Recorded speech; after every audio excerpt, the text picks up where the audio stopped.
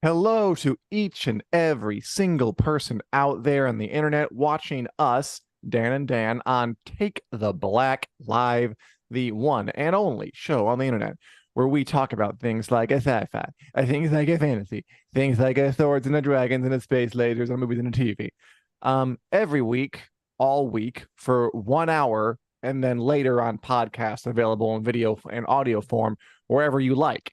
If you like what we're doing here, subscribe. If you don't, subscribe anyway. That's what you have to lose.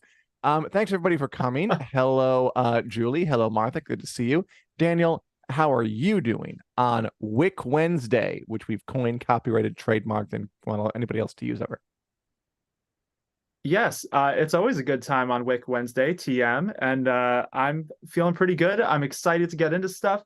As always, we have a great show for you guys today. Lots of exciting little updates from Westeros, lots of shows coming up that we're going to talk about because apparently we are into the back half of summer TV.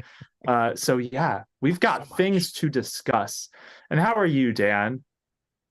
So good. My room behind me is in disarray. Why? I think it's one of the mysteries that are just going to help endure us to the public. So I'm not going to explain it. But hello, I Andrew. agree. Hello, Margaret. Hello, Nicole. Thanks everybody showing up here. We have a good crowd this week. And as Andrew says, his intro won't be last week, and I didn't even hear it. Yes, last week I had the most amazing intro in the world, but the audio wasn't available, so nobody heard it. I forgot what I said. All I remember is this pleasurable pulsing that told me that I have peaked. All downhill from here. It was life-changing. It was. Speaking of going downhill, let's get into the news. Daniel, as you said, as I think as a lot of people are expecting, we have some juicy on-set images from the second season of House of the Dragon. Many of them taken or at least posted by someone on Twitter, or X, the website formerly known as Twitter, by Unbox PhD, who is doing tremendous work. I don't know what you're doing, Unbox PhD, to get these images, but we salute you because you are getting some good ones. For instance, we have this image of horses arrayed on a set in England. I'm told it's near Surrey. Do I know where Surrey is? Not particularly. I think it's in the south of England. But these are Lannister cavalry, mounted Lannister soldiers going hither and thither to just, act lordly and superior to people and to fight for King Aegon II Targaryen, the one true king of Westeros, and defeat his half-sister Rhaenyra Targaryen. We have some great pictures of the Lannisters bearing the Lannister lion emblem on their shields. Look at that. Beautiful. Can't beat it. Just cool to see this kind of stuff. And finally, one that I would want to focus on, this final one is of a good picture of their armor, this third picture here. I like this because you can really see the difference between this and the armor the Lannisters wore on Game of Thrones. Because, of course, the Lannisters have been around for a long time.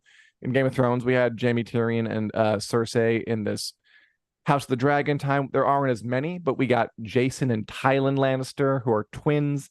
Might remember Jason Lannister is the one who hit on young Rhaenyra in the third episode, and she was like, no, thank you. And then Tywin Lannister is on the small council. And I like the plain Lannister armor, by the way, because in Game of Thrones, it was kind of like ornate and kind of looked almost like samurai armor. I like how just kind of plain red says it all.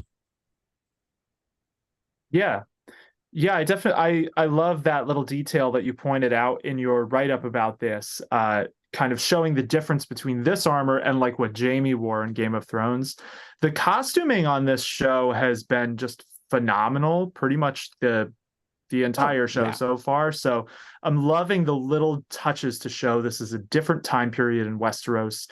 These houses are going to change aesthetically some in the next 170 or so years. But yeah, these are Lannisters, like Dan said. They will be fighting for Aegon II.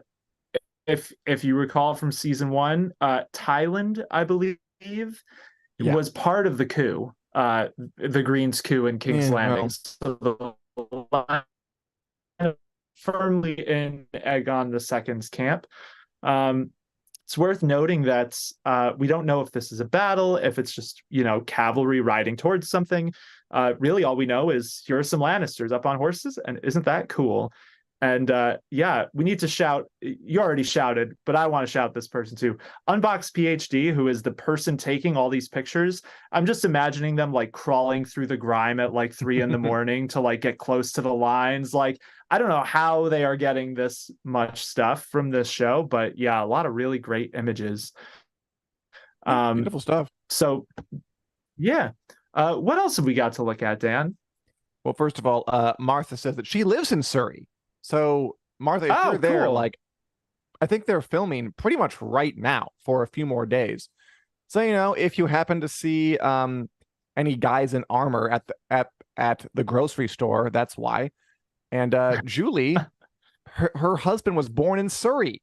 Doesn't know where it is either. Well, we there have you like go. multiple folk with connections to Surrey in the chat. I've never been to Surrey. Have you been to England, Dan? Have you been to the motherland?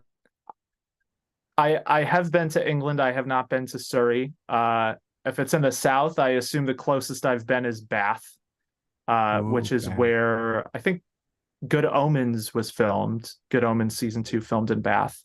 Right. So it seems like there's some cool filming spots down there.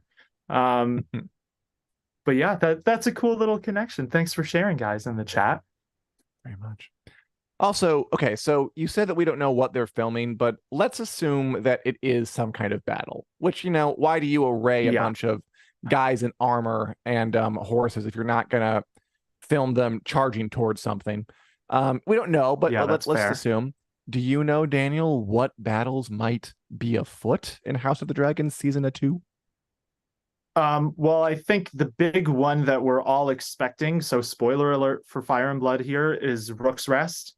I am assuming that a lot of the footage we've seen that isn't ship related, right? Because Rook's Rest is a land-based battle. So we kind of have a battle we're expecting to see at sea, which is the Gullet, and a battle we're expecting to see on land, which is Rook's Rest.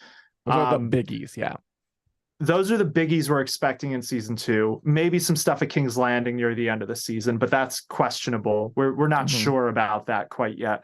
So yeah, I'm guessing this is Rook's Rest, especially from one of the next images we're going to talk about, which it's hard to imagine it could be anywhere else, honestly. And if the same person took these photos, we are guessing a dragon crater in the woods. This is what big else spoiler town, by the way. This one is major Mondo Chungus spoilers, so plug your ears if you don't want to know. This is big spoiler town. So, yep, look away. Yeah, exactly. So yeah, Rook's Rest, we're going to see several dragons get into it in the air above the castle. I don't know. Do we want to talk about which dragons, Dan, or do we want to stay cryptic? How do you feel? I like the middle path. So I think we should talk about dragons fighting, but I don't think we should say which ones they are. Okay. Well, we are going to see multiple dragons, so more than 2 fighting in the air over Rook's Rest. More than 2, less than 11. More than 2, less than 11 will engage in aerial combat, and at least one, and I'm going to say at least one of them, is going to go plummeting from the sky. And that is what we are assuming we're looking at here. This is, you can see it's kind of a long crater with dirt pushed up at the end, like something hit the ground and slid. There are broken trees. Cool, so presumably a dragon hits the ground, slides through the forest, comes to a final stop in the dirt. This is really exciting. Well, we'll see how final. I guess it depends on which dragon this is. But we've seen a lot of behind the scenes stuff kind of hinting at this moment coming, this Rook's Rest battle. We also saw some images of a particular part of a dragon in King's Landing. So we've seen quite a lot that alludes to this set piece coming. So I am assuming it's going to be one of the big moments of season 2. It should be good. I'd guess like episode really good. Yeah, about that. Yeah, it could. it'll be a big moment if they do it well. I'm guessing it'll probably be episode 4, because I think 4 has Alan Taylor as a director. So I'm guessing they're going to give him something bigger to do with his second episode. But yeah, I mean, what are your thoughts on this, Dan? It's cool. I will say one thing about the image. This is just curious. So this image was published at a place Mhm. called Wiki of Thrones, which is a website that is like Okay. Wick, it just records Game of Thrones stuff. Yeah. They credited Unbox PhD, but I couldn't find it in Unbox PhD's thread. So I'm just covering my ass a bit, saying that Interesting. this makes sense for what it is, but the chain of control is a little odd. I think it's cool. I I see. love that scene. This could be I mean, if they hit Blood and Cheese like early on, like for 1 or 2, they hit Rook's Rest in the middle of it, and they hit the Battle of the Gullet at the end. This could be a pretty intense season of TV. Like they have Yeah, everything they need to supercharge this stuff. I'm getting excited talking about it. they do. Yeah, I mean, and you mix the dragon seeds in there too. They really do have the makings for a very good season here. So I I hope that they pull it off. I Because like the first season was Joe. a great setup. But Yeah. what were you I gonna say? like Joe. We got 2 good comments. I like Joe Mullen's comment. Where is this series going to end? The Hour of the Wolf, the Regents? That's a good question because House of the Dragon is based on Fire and Blood, George R. R. Martin's kind of fake history book about That is a good this question. period of history. And the way George R. R. Martin writes that book, it's not a novel, so it's not like you kind of end it where it's Yeah, most dramatically efficacious to end a good story. He just kind of says what happens, giving no more attention really to any one thing than any other thing, even if some things are really obviously exciting and would make good cinema. And then he just kind of keeps going. yeah, Like after the war is over, he goes on and has chapters about, and then here's what happened when all the people who came after who ruled King's Landing for a while and what they did and their taxes they levied and yeah. the little problems they dealt with and quashed. Um, it is a good question how much into that stuff, which is not as traditionally TV exciting, do you get into before you end the Yeah. show? I don't want to spoil everything. I think there are some good points, like maybe the crowning of Aegon the Third would be a good cutoff point, but it's hard to say. I'm not sure. I do hope that I I just hope that the producers are willing to keep making the show even after like all the big events have transpired to give it a good long tail, like a good long cool down period before like the end. I think the story deserves yeah, that. I same. think we deserve it. Yeah, I do. I think uh, so we're going to get into some Game of Thrones talk in a minute, but that was Oh kind yeah. of one of the criticisms of Game of Thrones was it rushed the ending, and Oh the yeah. Dance of the Dragons particularly does have like an extended come down after like the Mhm. bloodiest events.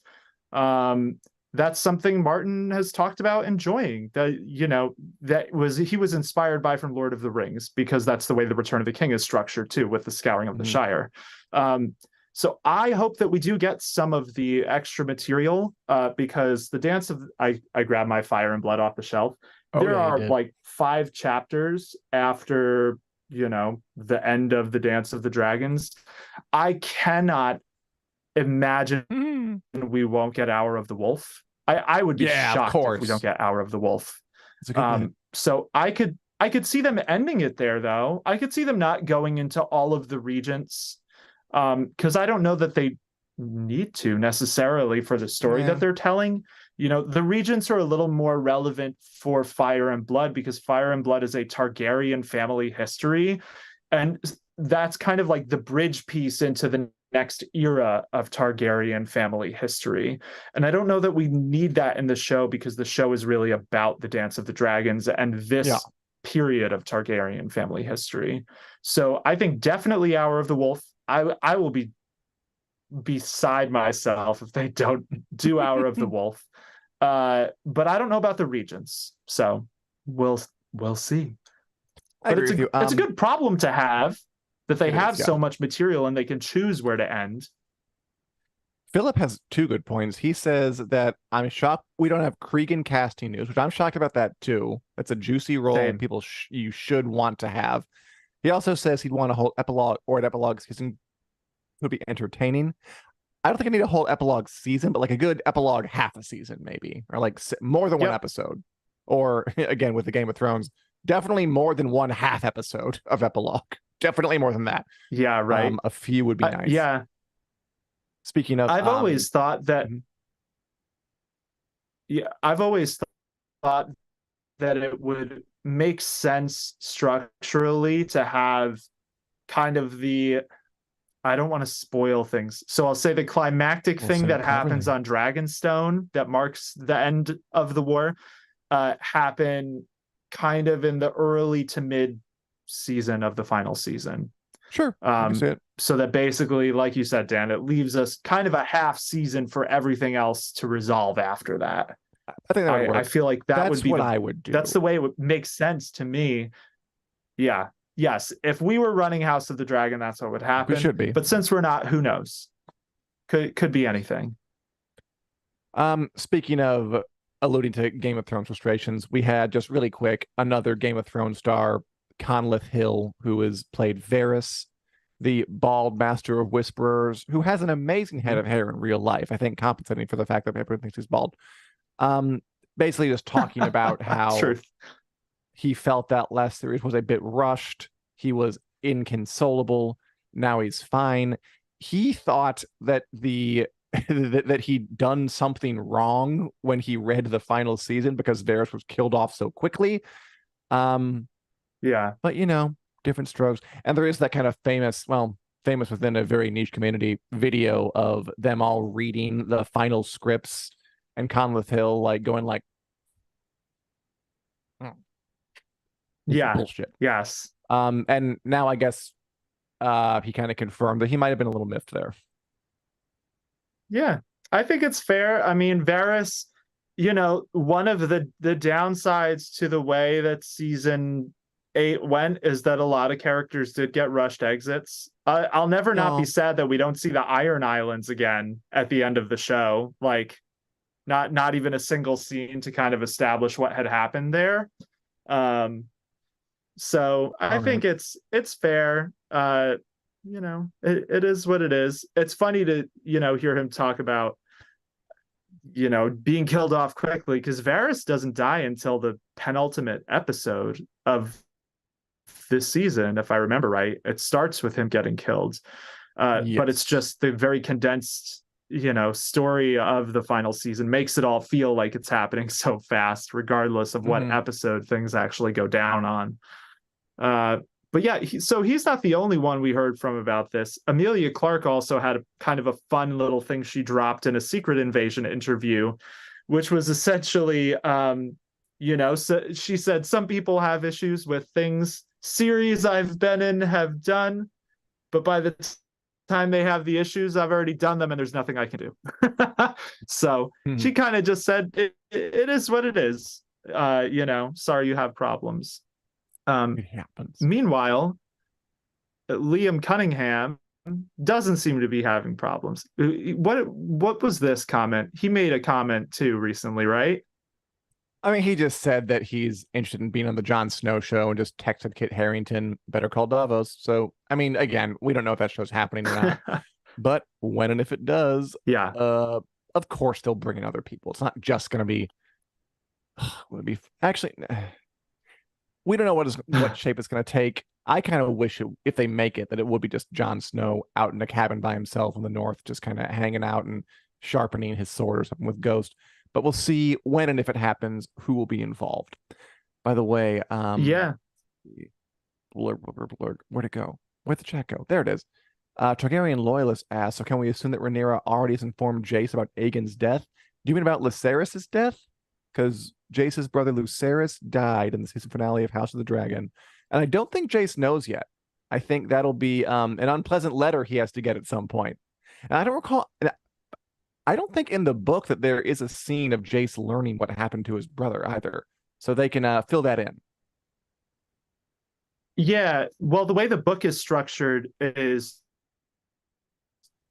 so it's not chronological. So it explains Jace's journey first. So they've finangled the timeline a little bit here for Jace and Lucerys, because in the book you hear about Jace meeting Cregan Stark and all this stuff, and then you hear about what happened to Lucerys.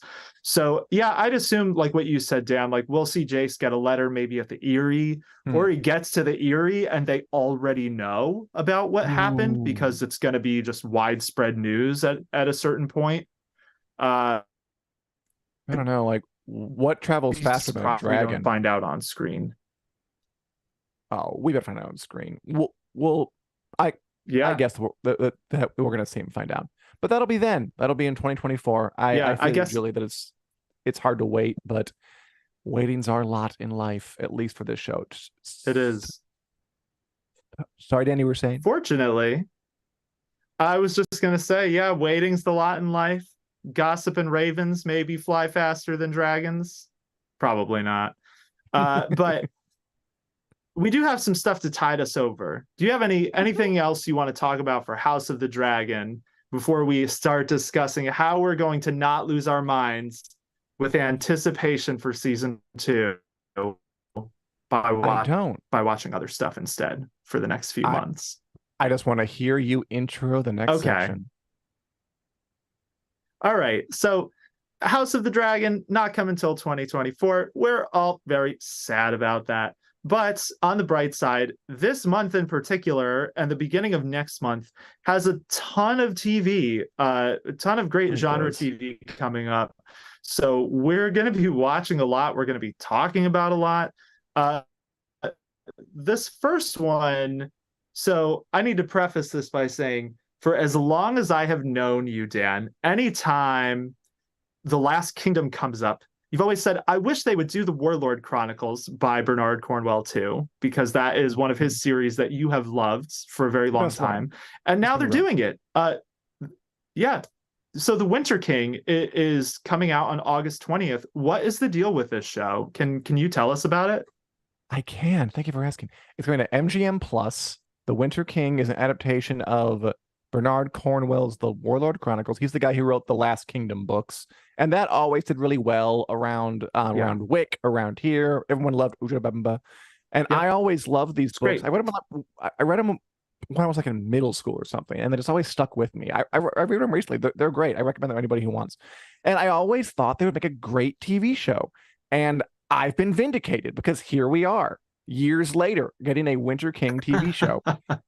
It's the Arthurian legend. Yeah. It's King Arthur. It's Merlin. It's Nimoy. It's Lancelot. It's all those people. It's Guinevere. It's, I'm sure Galahad's in there somewhere.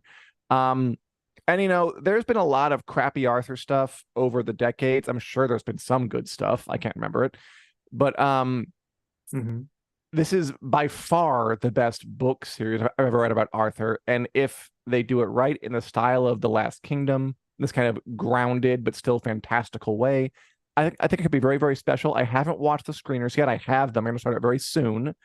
And I think it's worth checking out. Like if you liked The Last Kingdom, if you like sort of the Arthurian legend, if you like just medieval dramas or historical dramas, this is worth checking out.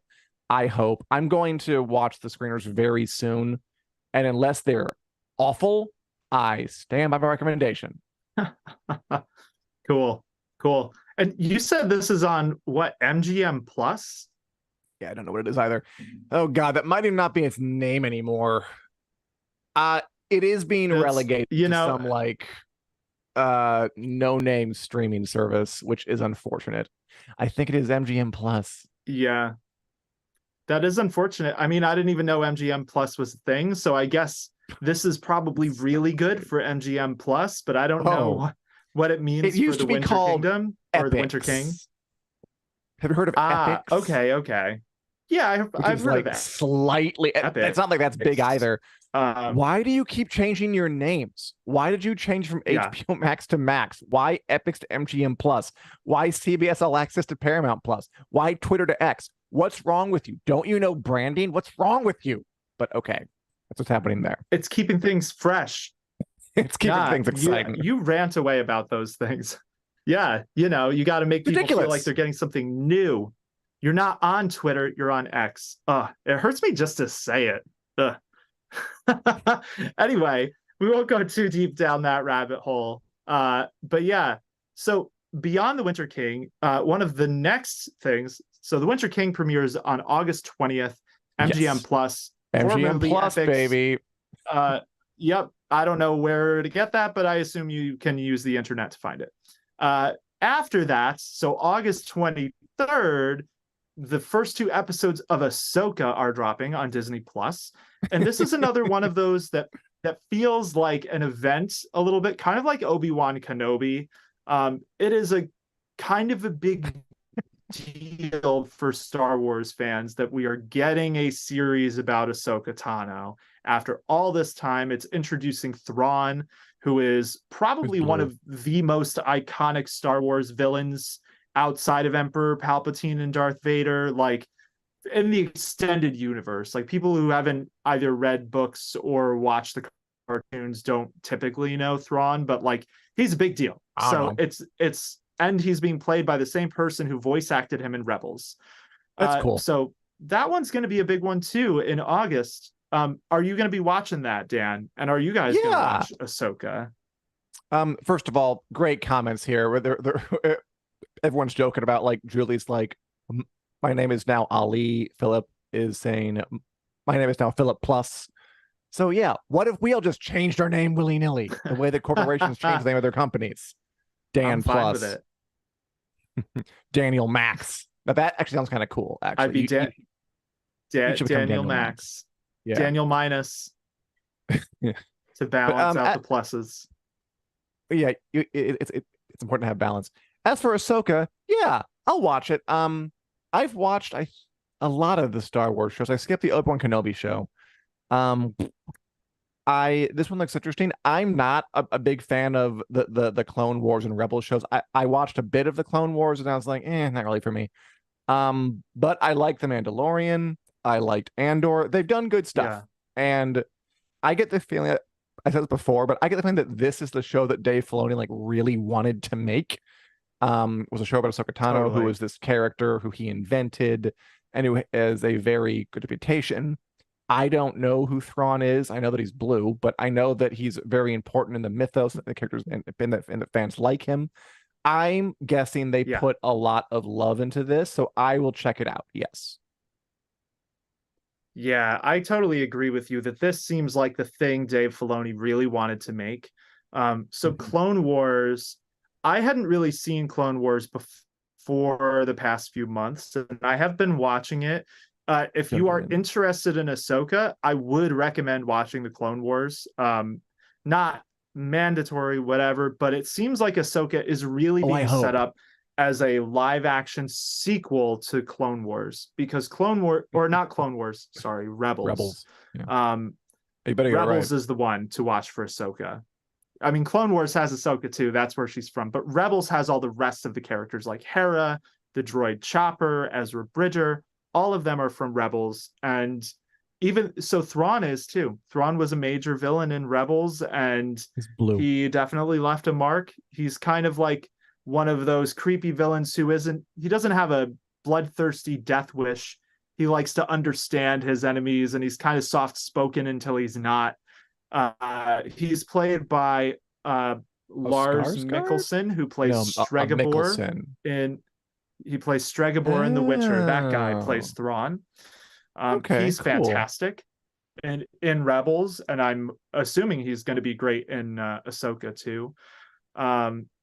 But yeah, it does seem like there is a lot of investment in this series at Disney and Lucasfilm. It also features one of Ray Stevenson's final performances. Ray Stevenson passed away, unfortunately, and he is in Ahsoka. So I'm excited to see that. But yeah, that's going to be a big one. Yeah, it'll be not a proving ground, but they got to keep the role of good Star Wars shows going. It's important. A Star Wars show is always important to the brand, so I'm sure they put their all into it. Although I don't blame Julie at all when she says that enough with the lightsabers. Yeah, I get it. And I think they're going to pull back after some of this. Fewer Marvel, fewer Star Wars, because folk are a little tired. But I will check out Ahsoka Yeah. because it does look like something that they really are intent to make work and do a good job with. I hope it's as Yeah, and successful if as any they want it show to be. Totally. And if any Star Wars show should have a lot of lightsaber stuff, it is Ahsoka. This So you is got kind two. of that one thing where it's like, yeah, they should lean into the Jedi stuff for Ahsoka. It makes sense for the characters they've got in the show. Um, but yeah, it is an interesting time for all of these big franchises because a lot of fans do seem to be getting fatigue, and not only fans, but the productions themselves. Because we've had a few, I don't want to say lackluster, but a few that weren't quite as phenomenal as their earlier seasons or earlier shows, like The Mandalorian Secret season Invasion. 3 and Secret Invasion. So yeah, it'll be curious to see what happens for Star Wars next after this. I guess Skeleton Crew is the next thing in the pipeline. Great. Yeah, so there's always more, but Ahsoka is a notable one. So Well, I as will be watching that one. Julie asked, how about the writer's strike? Which is a pertinent question because they really are going to have no choice but to cut back because the actors and writers both on strike. They really can't do anything new. So they're going to run out of stuff eventually to like show us unless they come around. There really aren't any huge updates, Julie. The Yeah. writers and the studios met last Friday, I believe, for the first time in months, which is progress. So maybe that'll lead to some talks, but we have no idea what they talked about, if anything. I do know that today marks 100 days since the writers began striking, Yes. which I believe is how long the previous writers' strike lasted. So we are now past it. Yeah, so there were some interesting updates with the writers' strike.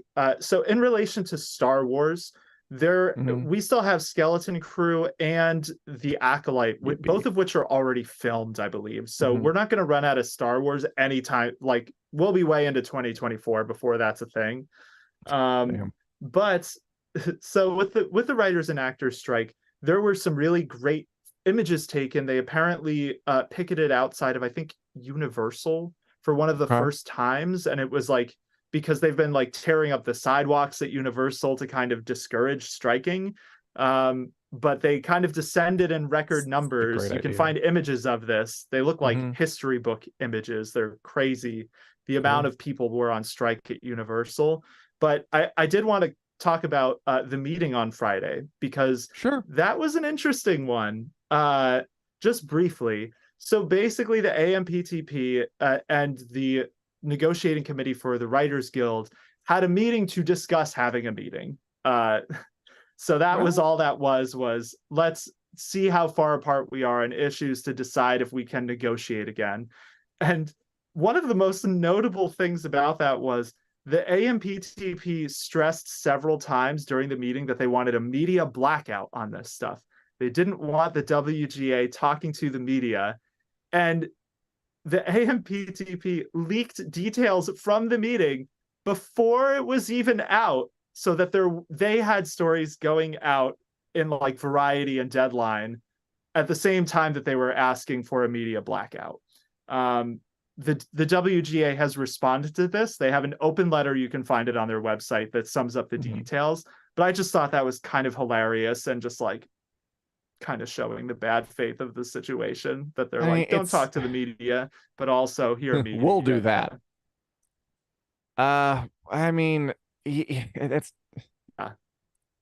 funny, but it's also an indication there probably aren't anywhere close to coming to an agreement if the studios think it's okay to demand a media blackout and then talk to the media anyway, which is just silly. Like, of course, why do you have a media blackout? The whole point is to get attention on this. It's ridiculous.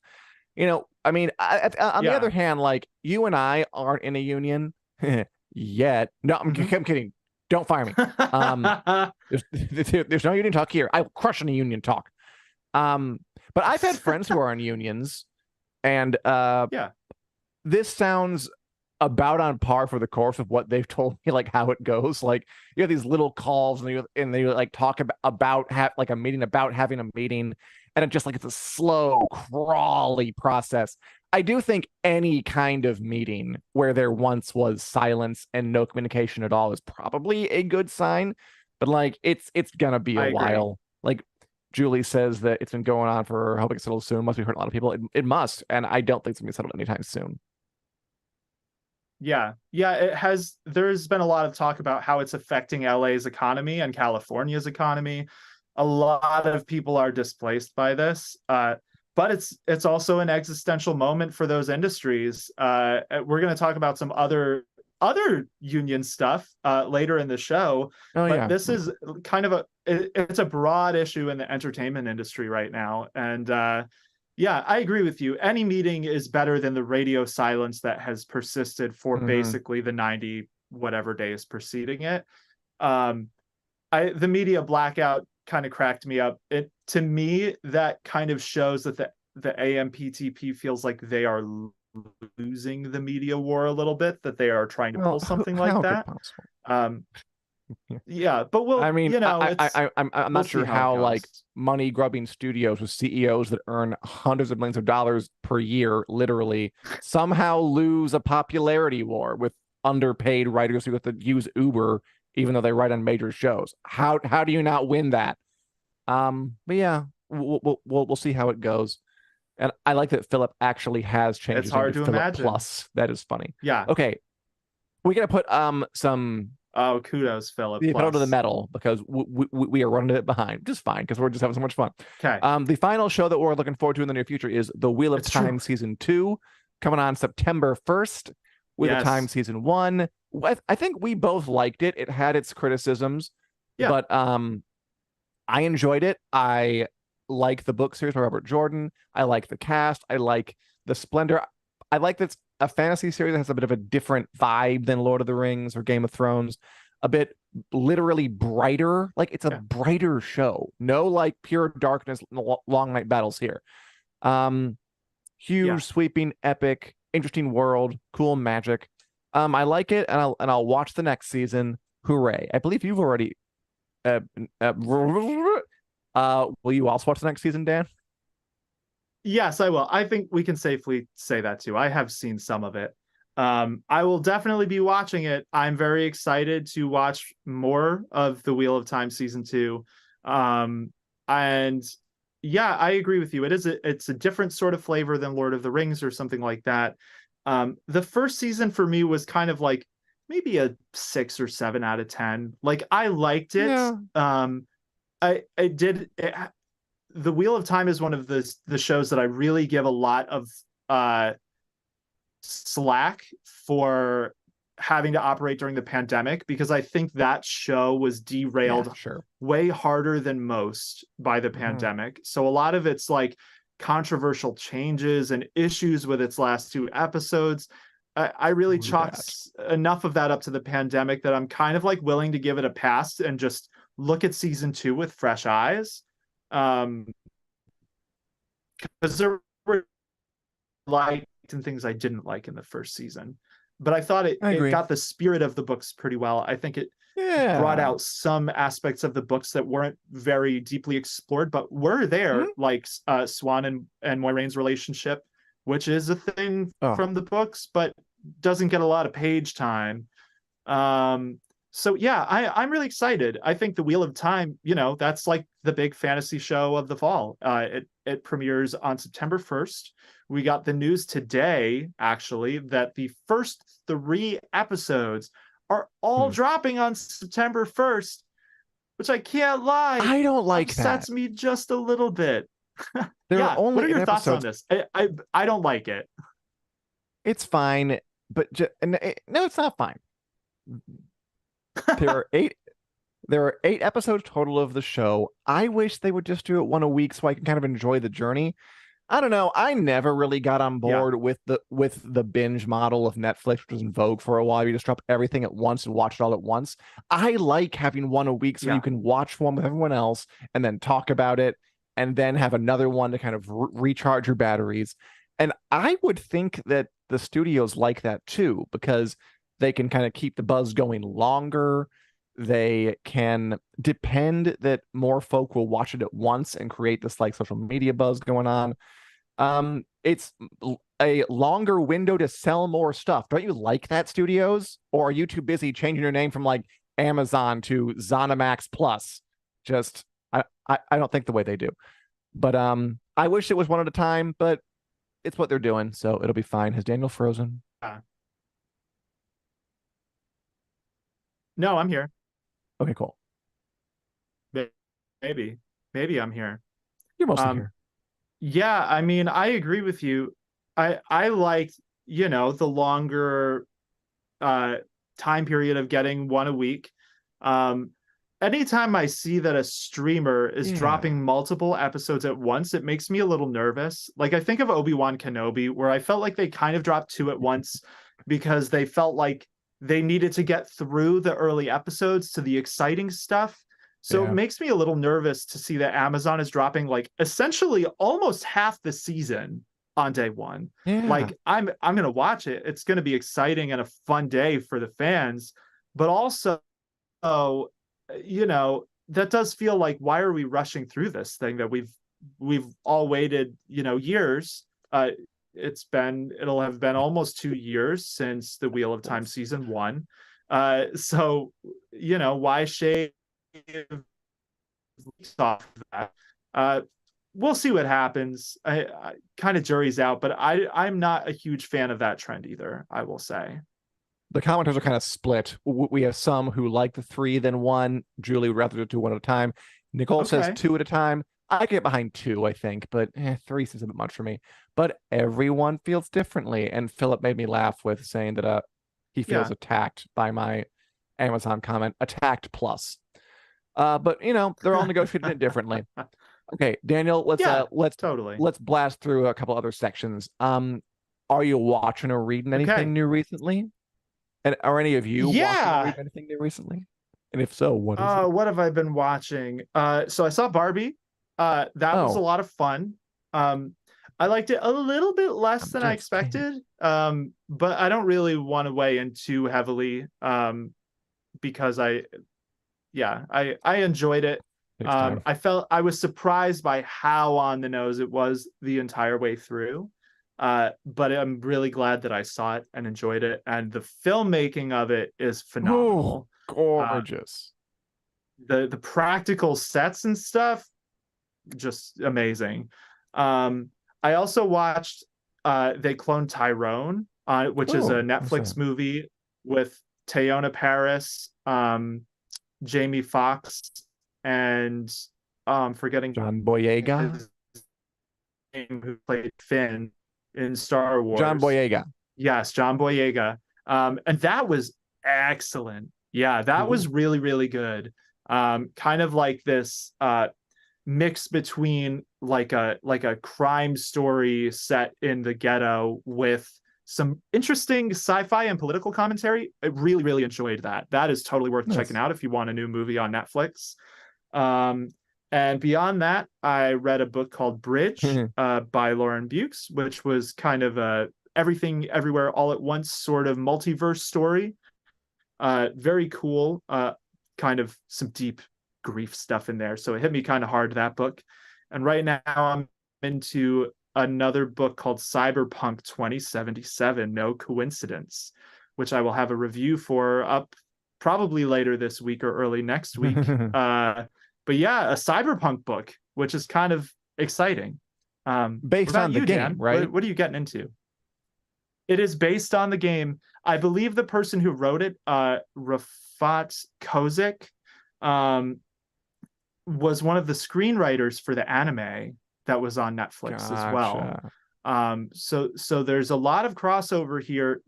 Video game tie-in books are always like a total coin toss. They're either they can be really good or they can be just like obvious cash-ins.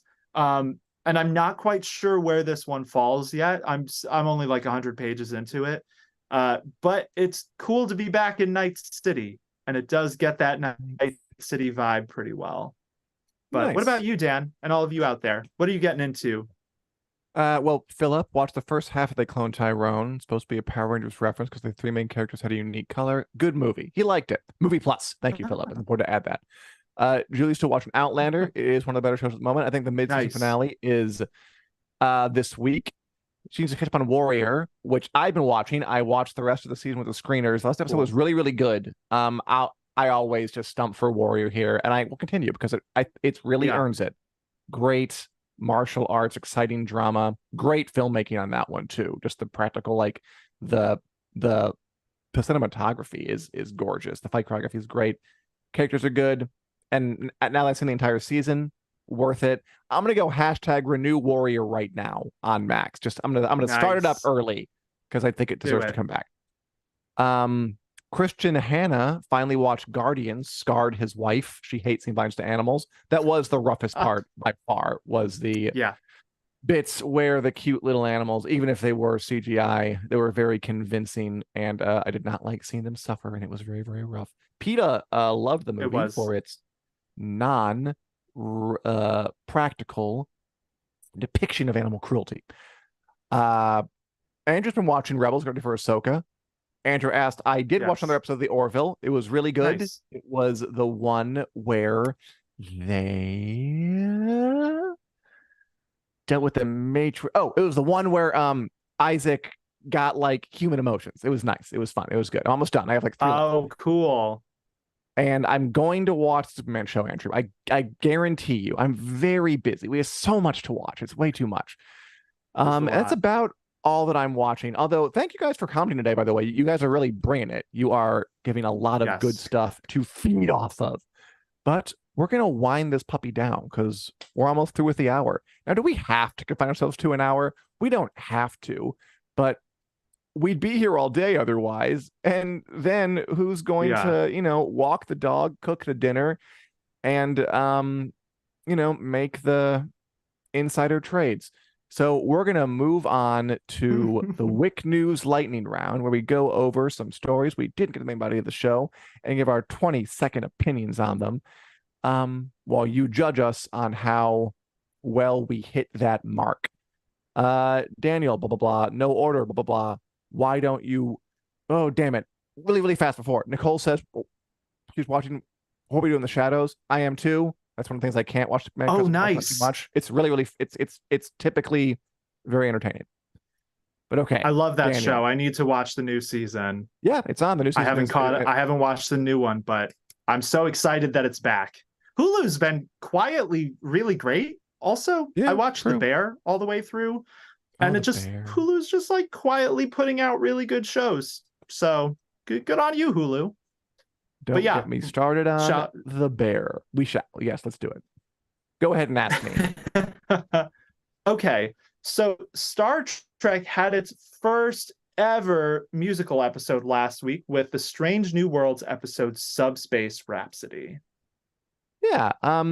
I didn't watch it. I'm not really a Star Trek fan. I'm trying the Orville, so it's my gateway in. But I like that it happened. It got a lot of press. It looked really fun. A lot of shows do a musical episode eventually, and it's impressive that it took Star Trek like 60 years to finally get to one. And I'm glad it was a hit, and I'm glad people liked it. And that show was apparently very good. All right, blasting through. Okay, Daniel, here's an interesting one. So we've all heard that the DC universe is kind of turning over a new leaf. They're getting rid of Henry Cavill, getting rid of all the old folk, bringing a bunch of new folk. But Gal Gadot says that Wonder Woman 3 is apparently still happening. So what's with that? Yeah, I don't know the details for exactly what Gal Gadot is talking about here. But the director, again, her name is evading me because my brain's tired. She is not attached, as far as I know, to Wonder Woman. Yeah, Patty Jenkins. So I kind of raise an eyebrow at this, and I wonder what it means. Perfect. Yeah, I don't know if the buzzer broke or Okay. Boom. Let's switch the next exciting. Two. Okay. I want you to talk about your favorite. This is also yes, I will happily. This is also exciting though. So Barbie became the first movie solely directed by a woman director to make over $1 billion. Pretty cool. Yeah. There Yeah. have been other movies that were like co-directed by a man and woman, like both Frozen movies and Captain Marvel. Barbie's the first movie to be directed just by one woman, Greta Gerwig, who might be like the best up and coming director in Hollywood right now. She's like made nothing but hits to make over $1 billion. That's really cool. I think it's the Super Mario thing movie also makes billion. Good for her. Good for it. Yay, Barbie. Yay, Greta. Yeah. All right. Daniel, Super well what's deserved. your I think so. Yeah. Good for having a hit. And it's not superhero. Yeah. Okay, we gotta move on. Daniel, author Yes. Andres Sapkowski is working on a new Witcher book. Yeah, Andrzej Sapkowski, he confirmed he is writing a new Witcher book. He expects to be done with it in the next year. Worth noting, this is not going to be a sequel. Don't expect it to be the next story of Geralt. He has said pretty explicitly that the end of the saga is the end of the saga. Anything else he writes will be a sidequel, a prequel, something like that. Or maybe a different character. Who knows? Or a sequel. It will not be a sequel. Listen to me, people. Don't believe IGN. It's not a sequel. If you read the books, you know why. Okay. Maybe this will be a sequel, though. So apparently, zombie movie godfather, George A. Romero, his estate is moving forward with a final Living Dead movie. What's the deal with this? I mean, okay, the Living Dead movies, George A. Romero in the 60s basically invented what we think of as the zombie with Night of the Living Dead and then Dawn of the Dead, Day of the Dead. This guy was killing it for decades. He died pretty recently. They're going to make one more. Like, everyone knows of the Living Dead, even if they've never seen them. Like, The Walking Dead does not exist without this. So that's cool. I think it's really fun. I hope it turns out great. Wrapped it up. Yeah. All right, Daniel. I'll watch it. Here's a fun one. A new official Game of Thrones cookbook is coming. Yay! Yeah, so this is from one of the same people who did Feast of Ice and Fire, which is the old official Game of Thrones cookbook, which was based on the books. This one is based on the show. So it's other recipes, even though it's got recipes from old Valyria, so it's just based on Martin's stuff. I'm excited. 80 new recipes. I will gladly cook Dothraki blood pies for all my friends. Very cool. We're going to stay in the kitchen here. We're going to go from home style cooking to fast food, because apparently McDonald's has it's branded its sweet and sour sauce packets with Loki. So Loki got his own sweet and sour sauce packets at Mickey D's. And Dan, will you be using them? Probably. Okay. Just personal Dan insight. When I go to McDonald's, and I do occasionally, sweet and sour sauce, that's my jam. That's what I get. I love sweet and sour sauce. Nuggets, fries, burgers, Big Macs, dunk it all in there. It's all good. And sure, I will happily eat it with Loki on the cap. Fun little cross-promoting thing. Yeah. All right. And finally, on a serious somber note, Marvel VFX workers file a petition to unionize. So more union activity in Hollywood, Daniel. Yeah, this is kind of indicative of the phase that Hollywood is going through. So these were the on-set production VFX workers. There's apparently 52 of them who are high-profile workers in Marvel, and 50 of them voted to unionize. Marvel's VFX department and the companies they employ are notoriously overworked. So this is a long time coming. Hopefully it will lead to more unionizing in that sector of the industry, because it sounds like they need it. Yeah. And I mean, now's the time with all this union activity happening. So I'm not surprised that there's a bigger push. There's a reckoning, man. Like, something's going to change. And I'm curious to see what's going to happen with it in the next few months, couple of years. All right. That was a great show. Totally. You guys were killing it in the comments. Thank you. I'm going to end the show with Philip Plus's quote because it made me laugh. But before I do that, I'll just let you guys know that we're here every single Wednesday at 2 p.m. Central Standard Time. That's 3 p.m. on the East Coast, 1 p.m. in the tall mountains of the Colorados, and noon on the West Coast, 3 a.m. in Australia. A million apologies, Julie Davies. You can also download us in podcast form wherever podcasts are available, be it iTunes, Google Play, or elsewhere. You know, if you're watching this on YouTube, if you're listening to this on a podcast, give us a like, give us a subscribe. It helps us help you. And to sign off, Right. I'll just quote this comedy gold from Philip Plus. I'm coming out of a Game of Thrones yoga class, bowed, bent, but not broken. Bye, everybody.